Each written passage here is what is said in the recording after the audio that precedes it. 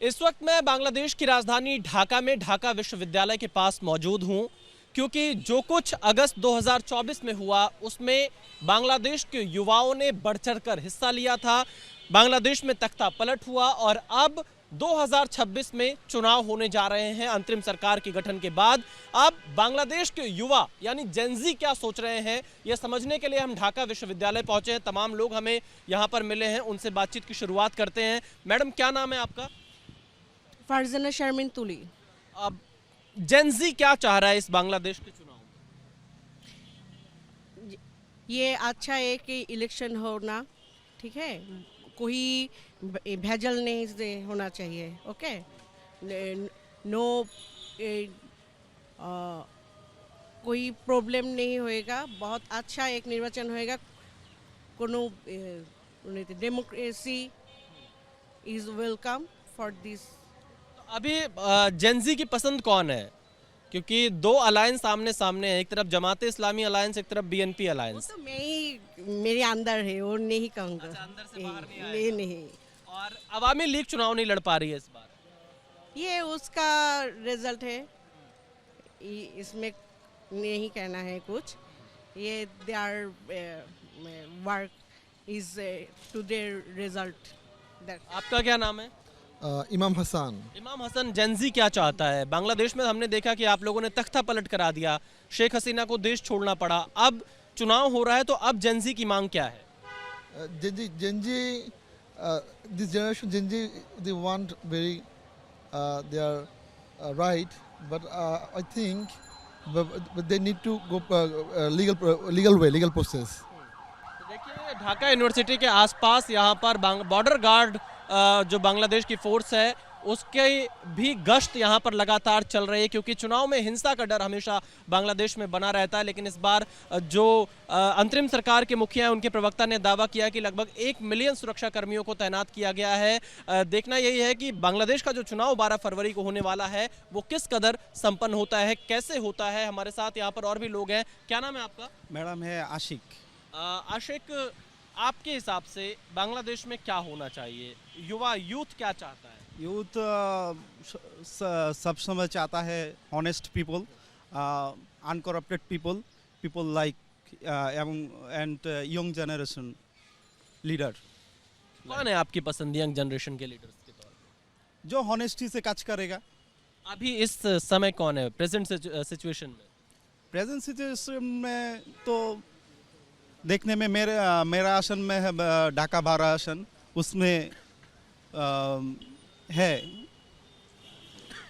मैं तो चुनाव में दूंगा जो वोट नहीं पूछ रहा हूँ मैं, पसंद नापसंद पूछ रहा हूँ। कौन अच्छा कर सकता है इस समय जो दो बड़ी पॉलिटिकल पार्टीज इलेक्शन में?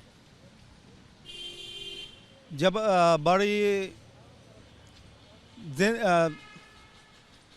आवामी लीग से बेटर दो पार्टी, ठीक है, जो दो पार्टी है आवामी लीग से बेटर पार्टी। बट हमने देखा कि जमाते इस्लामी ने कोई विमेन कैंडिडेट नहीं उतारा है चुनाव में, ऐसा क्यों? जमात में नहीं है, बट इसके शरीक दल में है, एनसीपी में है, इसके शरीक में है। तो एनसीपी ने जो जमात के साथ अलायंस किया, आप लोग उसके फेवर में हैं या उसके खिलाफ है?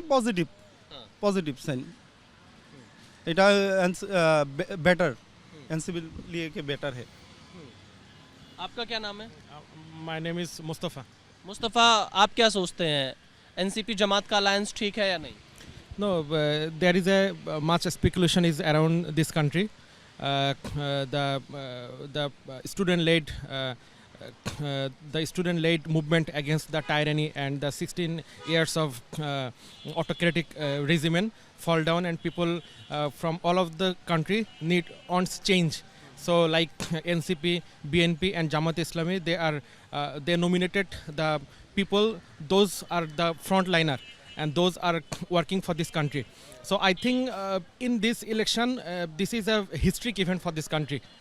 This is going to win this election. What will be the choice of the? This is very difficult to say because the BNP, Jamaat and NCP and or the all the alliance party are giving the best possible person to nominate, but you know there are some party there are different kind of people and a lot of voters are from the new generation.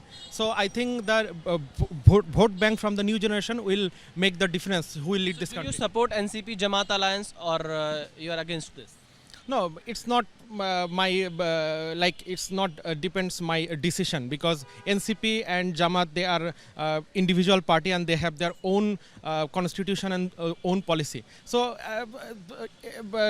in the beginning the people thought that they are the identical party, but But the ideology is totally different. Yes, Jamaat and NCP. So how they come close to each other? it's up to their policy.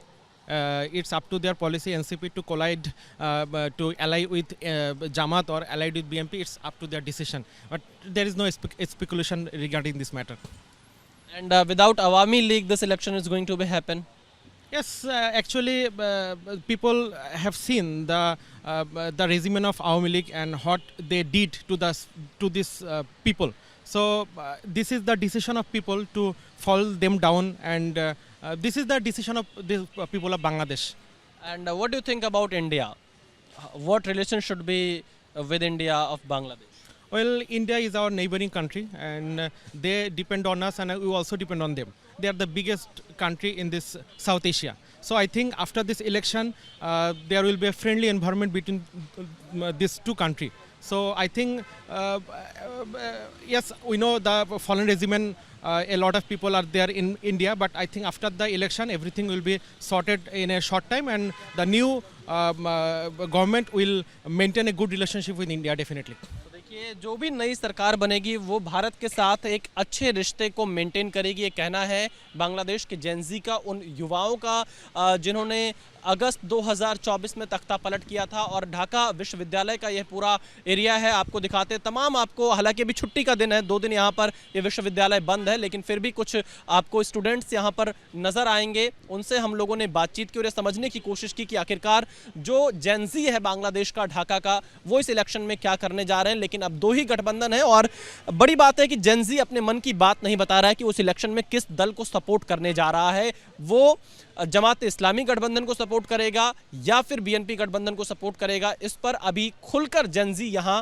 अपनी राय नहीं रख रहा है। Cameraman Jitendra के साथ विशाल Pandey, ABP news, Dhaka, Bangladesh.